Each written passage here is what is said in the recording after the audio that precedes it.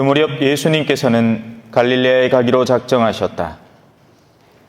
그때 필립보를 만나시자 그에게 나를 따라라 하고 이르셨다.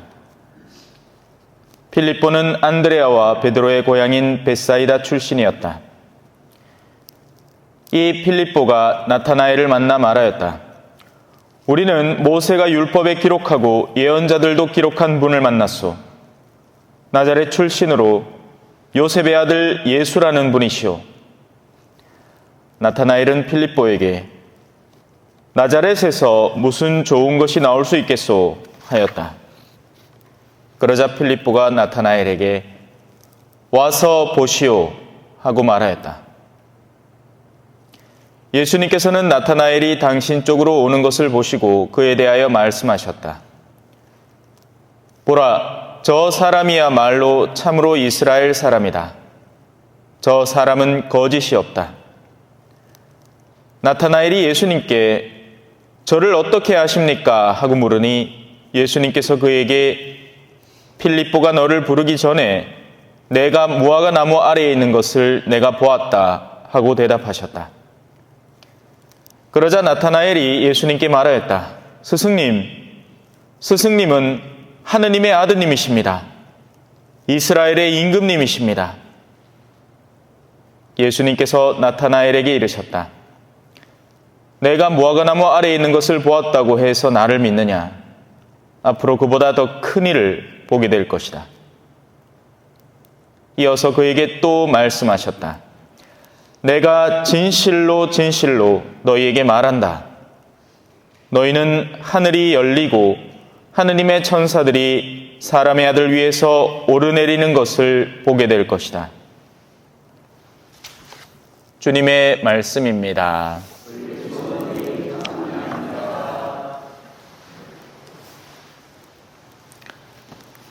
천미 예수님. 자, 나자렛에서 무슨 좋은 것이 나올 수 있겠소? 무엇이 좋은 것이냐의 문제입니다. 그죠? 좋은 것은 과연 무엇일 것이냐? 오늘 오전에 병자 봉성체를 다녀왔거든요. 우리는 병자라고 하면 어떤 느낌이 듭니까? 아, 안 됐다. 왠지 좀 꺼려지고, 그죠? 그래서 건강하고 젊은 사람을 선호합니다. 그건 우리가 증명하고 있죠. 왜든지 조금 더 젊어 보이기 위해서 애를 쓰는 우리들입니다. 그죠? 왜? 늙고 병든 것은 싫으니까. 그런데 오늘 갔던 한 장소 가운데 어르신 한 분을 만났는데요. 참 보석 같은 어르신이었어요. 대화를 이렇게 몇 마디 크게 많이 나눌 수는 없었지만 당신이 이제 죽음을 이미 받아들이고 있는 단계였습니다. 언제 가도 이상하지 않은 나이가 아닌가. 그러면서 제가 오니 얼마나 반가워하시든지, 그죠? 그래서 그런 자리에 진짜 보석이 있는 겁니다. 좋음은 거기에 있는 거죠. 그 좋음을 알아야 하느님이 좋다고 우리에게 주려는 것도 알 수 있고 나자렛에 있는 좋은 것도 알 수 있는 겁니다. 그 좋음을 모르면 내가 좋아하는 것만 추구하다가 이 허송세월 다 보내는 거죠. 자, 그래서 그 좋음을 한번 묵상해 봅시다. 현대사회는 자신을 아프게 하는 모든 것을 악으로 규정하기 쉬운 사회입니다. 실제로 그렇게 하고 있고요. 나를 아프게 하는 것, 육체적인 고난, 3D 업종 무조건 싫어, 그죠? 예. 그래서 농촌도 안 올라가는 것이고 전부 다 펜대 굴리고 싶어 하는 겁니다. 자식들을 성공시킨다는 기준점 뭐예요? 내가 일하던 걸 그대로 받들어 갖고 일하게 하는 겁니까? 아니죠. 그 아들은 내 같은 고생을 안 시키고 싶다. 이게 보통 이제 제 부모님 때의 주된 생각이었습니다. 왜냐하면 그것은 고생이라고 머리에 뇌리에 박혀 있기 때문이죠. 그래서 어떻게든지 몸을 덜 쓰는 직업으로. 근데 몰랐던 겁니다. 몸을 덜 쓰면 몸을 덜 쓰는 대로 다른 영역의 고통이 가중됩니다. 예? 그건 제가 겪어봐서 알아요. 신부만큼 몸 안 쓰는 사람이 어디 있습니까? 그죠? 내만큼 몸 안 쓰는 사람이 어디 있습니까? 솔직히 얘기해갖고 내가 뭐 어디 노가다를 하나, 뭐 어디 모종을 하러 더운데 뭐 참외를 따러 들어가나, 추운데 뭐 한 대 있나, 뭐 방은 뜨끈뜨끈하지, 틀만 묻듯이 물 콸콸 나오지, 몸 편하기로 치면 내가 최고 아닙니까? 그죠? 그러면 나는 아무 걱정 없겠다. 그죠? 이 좋은 걸 완시키나 몰라, 나는. 에? 이 좋은 생활을 여러분 자녀한테 선물 안 해줍니까? 성소를 좀 많이 했으면 좋겠어. 다음 주 화요일 날 이 서품식 있는데 꼴랑 6명이 먹어, 6명이. 이건 다 여러분 탓입니다. 자식들한테 야, 신부님이 역시 좋더라. 니도 한 가봐라. 캐야지. 야, 니 말라고 신부님 달라 하노? 막 가는 아도 막 붙잡고 말리 있긴 해. 안 가잖아. 안타까워 죽겠습니다. 이 좋은 삶. 자, 농담이고. 그래서 현대 사회는 자신을 아프게 하는 모든 것들을 악이라고 규정해 놓았습니다. 정신적으로 나를 괴롭힐 만한 모든 요소들은 싫은 것이 되는 거죠. 그래서 심지어는 내 자식도 싫은 겁니다. 왜? 내 자식을 키우려니 교육비가 어마어마하게 든단 말이죠. 그러면 내가 고생해서 번 돈 내가 써야 되는데 이거 자식 교육비로 다 들어간단 말입니다. 옛날에는 어르신들이 나는 못 묻어. 우리 집 소를 팔아갖고라도 내 첫째 아들은 어디 대학교까지 교육을 시켜야 된다. 이런 희생정신이 있었고 거기에서 즐거움을 얻었다면 지금은 내가 왜 고생을 해야 돼요? 그죠? 내가 왜 사서 고생을 해야 됩니까? 이제 여성들도 직업전선에 뛰어들다 보니까 이제 돈 맛을 알고 생활을 꾸리는 방법을 이해하고 그냥 나 혼자 사는 게 차라리 편하겠는걸. 그러니까 이제 집집마다 이제 고양이를 3마리씩 키우면서 싱글 돌싱이 되어가는 거죠. 싫다 이겁니다. 나를 힘들게 하는 것들. 그게 뭐든. 그래서 이런 반응들은 사회 곳곳에 침투해 있습니다. 그러니 싫은 것들이 적극적으로 배제되고 있습니다. 그리고 최종적으로 교회도 다르지 않습니다. 그래서 자신에게 유익한 고통인지 아닌지를 구분하지 않은 채 그런 상상조차 안 합니다. 어떤 것이 나에게 유익할 수도 있지 않겠나. 하느님께서 우리에게 주시는 것은 좋은 것이든 나쁜 것이든 모든 일에 감사하십시오. 끊임없이 기도하십시오. 아니 모든 일에 감사할 수 있나? 좋은 거라야 감사하지. 나의 쾌락에 조금이라도 도움을 주고 나의 형편을 좀 더 늘려주는 것이라야 감사를 하지. 고생을 시켜준다는데 그걸 어떻게 감사를 하노? 근데 옛날에는 고생스러워도 감사할 줄 알았던 겁니다. 선생님이 알을 패잖아요. 그러면 부모님한테 가면 뭐라 합니까? 아따 요놈 더 패줘 있어. 정신 차리고로. 정신 차림의 가치를 알았기 때문에 자녀의 육체적인 고통을 통해서도 그걸 배우리라 기대했던 옛날이 지금은 안 그렇습니다. 그죠? 환경이 완전히 바뀌었어요. 싫은 건 무조건 싫은 거예요. 조금이라도 나를 성가시게 하면 죽여버린다고. 음식 배달이 왔는데 음식이 식었대. 그라이킨의 음식점 사장한테 죽여버린다고 댓글을 남겼답니다. 음식 좀 식었다고.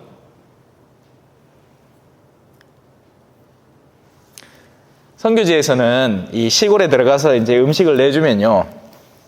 추접습니다. 추접기가 말을 다 뭐해요. 얼마나 추접은지 모릅니다. 그릇도 추접고 컵도 추접고 씻거나도 추접고 씻는 물도 추접해. 물이 아까우니까 씻었던 물에 또 씻고 그게 기보이고 팔이 한두 마리쯤은 빠져 있어도 건지고 모으면 안 되나. 그죠? 어떤 때는 저 성열 담는 주수병 안에 바퀴벌레가 쓱 들어있어가 모르고 그냥 쭉 붓고 나중에 강복을 다 하고 나있기는 그 안에 한 마리 들어있는 기라. 에이, 왜 너 뭐야지. 영해야죠. 예수님 피인데. 바퀴벌레는 빼고, 바퀴벌레는 빼가 이래 성작 수건에 이래 닦아가 간은 버리고.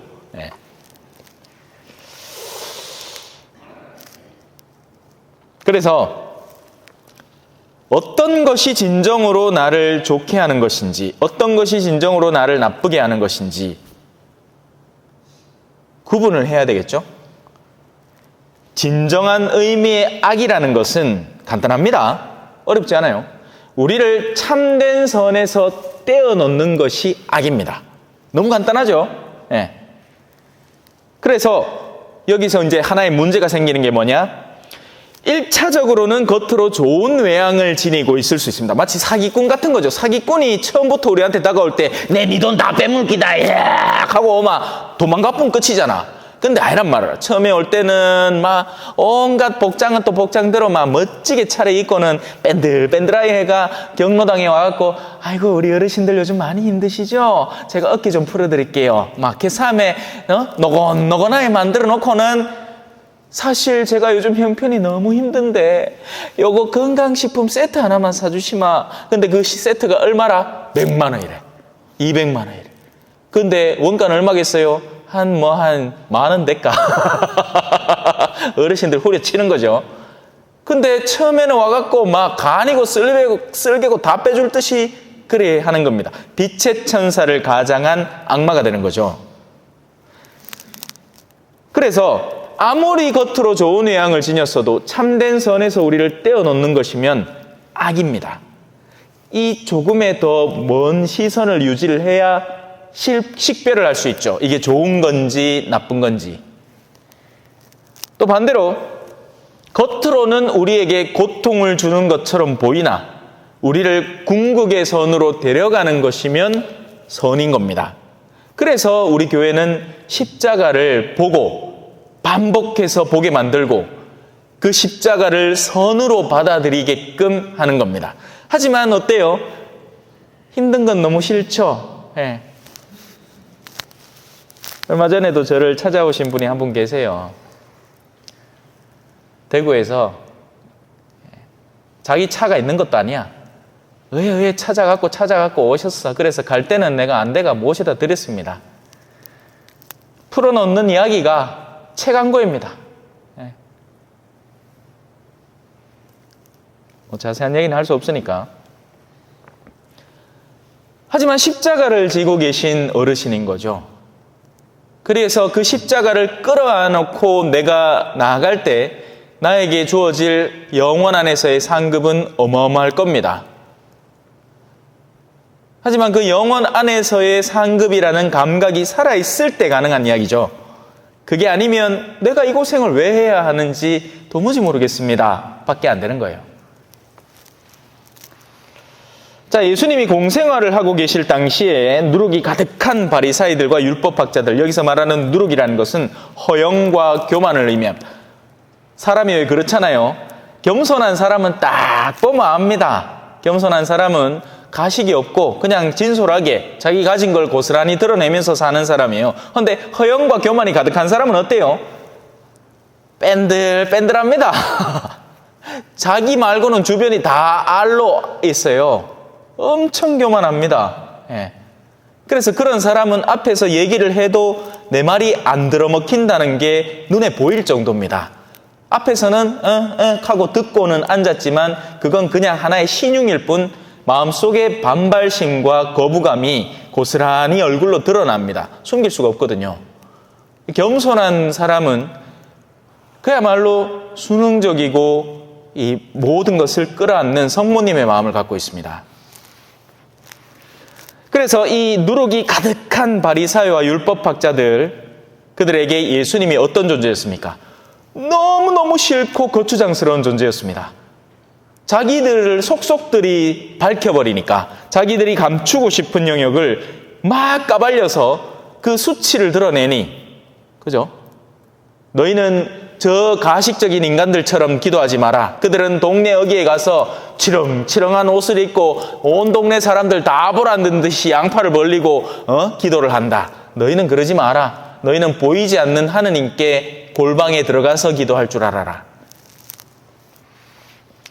그래서 자신들이 행하는 것이 잘못되었다고, 너희들의 그런 가식적인 신앙 활동들이 모두 그릇된 것이라고, 또 반대로 하느님만을 알고 그분에게 매달리는 가난하고 미천한 이들이 그야말로 보물이라고, 너희 가운데 가장 보잘것없는 이들 하나에게 해준 것이, 아니 주님, 우리가 언제 당신을 배웠습니까? 언제 당신이 아플 때 우리가 당신을 찾아가 배웠습니까? 오늘 저와 그 자리에 있던 몇몇 어르신들이 그걸 했죠. 아픔을 달래는 신자, 고개 숙여 우는 그 신자, 이 세상, 여기까지 합시다. 그래서 하늘나라는 자신들의 소유 안에, 그러니까 내가 신앙적인 요소를 쥐고 흔들어야 하는데, 예수님은 하늘나라는 힘쓰는 자들에 의해서 강탈당하고 있다, 수탈당하고 있다라고 하시니 부끄러운 겁니다. 들킨 거죠. 오늘 금요일인데 고기 먹으면 됩니까? 금육 지키소. 그래 하는 거 아니지? 그럼 되는가? 법을 지켜야지. 온통 이 얘기뿐입니다. 힘과 강압으로 하늘나라를 가난한 이들에게서 빼앗으려고 하는 겁니다.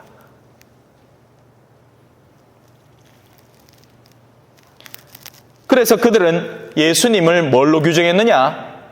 예수님은 악이다 라고 규정을 했습니다. 악은 어떻게 돼야 돼요? 없어져야지. 십자가에 못 박아야 되고 살해당해야 되는 겁니다. 하지만 우리는 이 이야기의 끝을 알죠. 여기 있잖아. 그 십자가에 못 박혔다는 예수님이 저 손에 든 말씀은 비담 에테르남, 영원한 생명이라는 뜻이에요. 라틴어로. 영원한 생명을 쥐고, 생명책을 쥐고 계시는 훗날에 우리에게 다가오실, 부활하실, 재림하시는 예수님의 모습, 영광의 모습인 거죠. 우리 성당에 이거는 좋아. 영원한 생명을 확실히 가르쳐줘. 근데 십자가가 좀 약해, 그죠? 원래는 십자가 또 닿기 있어요. 왜냐하면 우리는 이 세상을 사는 동안에는 십자가의 친구거든요. 십자가를 떼놓고는 말이 안 됩니다. 아무것도. 예수님은 악이 아니라 부활하신 주님이고 영원한 생명의 진리를 지니고 계신 분으로 선 그 자체이신 분입니다. 그분은 우리를 아버지께 이끌어가기 위해서 그분을 가르쳐 주시고 우리가 걷고 있는 그릇된 길에서도 벗어나게끔 도와주시죠. 그분의 가르침을 묵상하고 되새기는 사람은 자꾸 그릇된 영역에서 빛으로 나오고 더 큰 빛으로 나아가기 위해서 희생을 감내하는 사람이 됩니다. 그래서 예수님은 진리이고 선이신 분이죠. 오늘날의 우리의 사회는 말 그대로 스승이 없는 사회가 되었습니다. 그 누구도 가르칠 수도 없고 가르칠 엄두도 못 내는 사회가 됐어요. 심지어는 부모님이, 옛날에는 부모님이 위세가 등등했잖아요. 못 사는 인간이 있으면 가갖고 기대기를 때리도 그놈이 무릎을 탁 꿇는 그런 시대였어. 지금은 무슨 말 한마디 하기 무섭죠. 뭐라 할까 싶어가. 저거들이 더 똑똑한 게 뭐. 어른의 위험이 없어. 이런 상황이 사회 전반에 펼쳐져 있습니다. 그래서 선생님이 아니요. 국가 공권력이 아니요. 이제는 어른도 없고 중심도 없고 뭔가 이끌어갈 존재들이 모두 없어져 버렸습니다. 정말 민주주의가 참일까요? 민주주의의 구성원들이 다 어리석다면 어떤 일이 벌어질까요? 그래서 스승이 없는 사회, 하지만 스승이 없는 게 아니라 사실은 그 누구도 나보다 위에 있는 사람의 무언가를 받아들이는 걸 싫어하는 사회가 된 거죠. 그게 뭐든, 그게 시오마이, 한동안 왜 아침마당 이런 데서 고부간의 갈등 캐싸움에 며느리들이 모이가 시오마이 욕을 얼마나 했었습니까? 지금은 아직 이제 어르신들 모이면 남편 욕을 먹을지 하겠지. 이제는 또 반대입니다. 이제는 어머니들이 집안에서 권력을 행사하니까 남편들이 모이가 아내 욕을 그래 합니다. 이거는 옛날에 이제 자매님들이 얻어마마 뭐라고 할 수나 있었잖아. 남자들이 집안에서 얻어맞는 시대예요. 알고 계십니까? 그러면 쪽팔리가 어디서 얘기도 뭐 합니다. 여자한테 얻어맞고 다니나 하면서.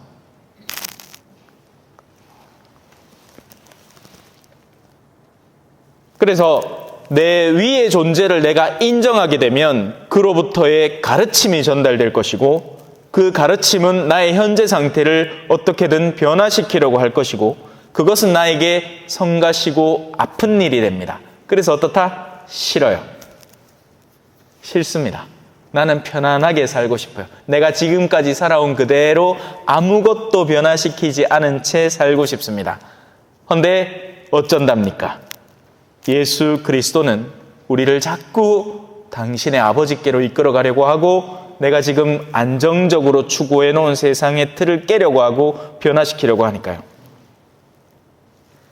그래서 이 여정은 십자가의 길이 되는 겁니다.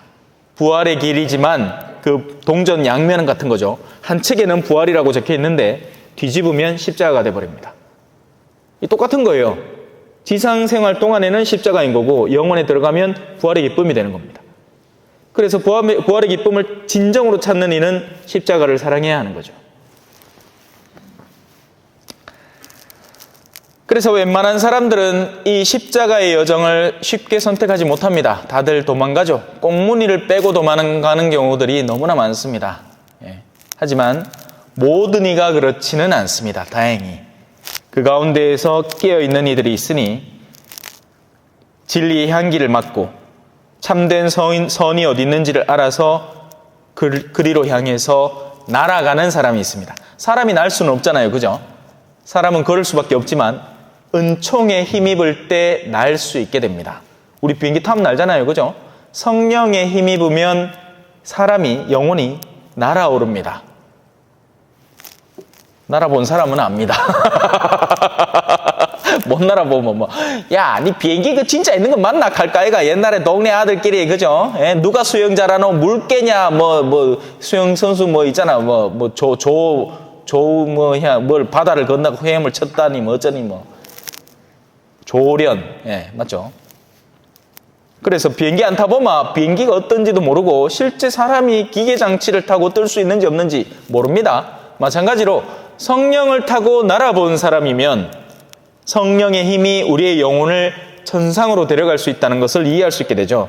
그래서 이 탈원에 빠진 성녀들이 남긴 신앙서적들이 있습니다.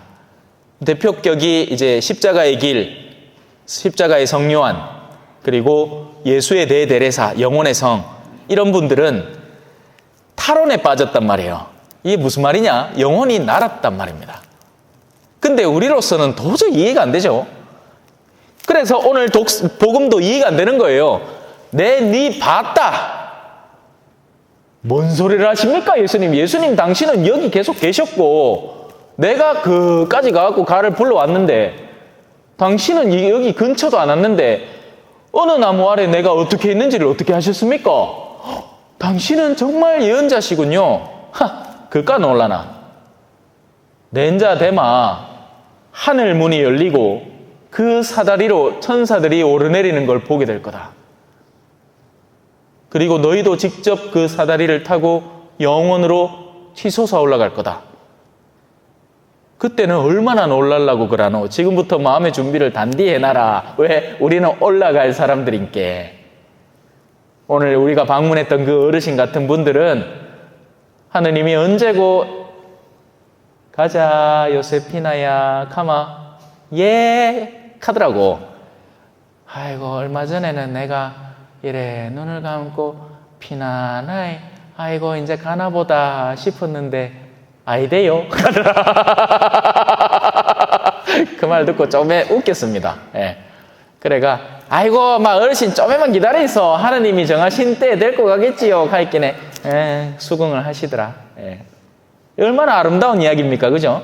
그래서 신앙인들에게는 마지막 순간은 사실상 잔칫날이에요. 잔칫날. 모든 성인들의 축일은 그들의 순교날입니다. 죽은 날이에요. 오직 몇몇 분 성모님하고 세례자 요한 이 정도야 탄생일을 기념하는 거죠. 자, 그래서 우리는 예수 그리스도를 따라서 조금씩 우리를 이 세상에서 잘라내고 내어 바쳐가면서 모든 희망, 그 세상에 거는 희망들을 조금씩 끊어내면서 날아오르는 사람들이 될 겁니다. 오늘 일독서의 한 부분입니다. 그분께서 우리를 위하여 당신 목숨을 내놓으신 그 사실로 우리는 사랑을 알게 되었습니다. 그러므로 우리도 형제들을 위해서 목숨을 내놓아야 합니다. 아멘.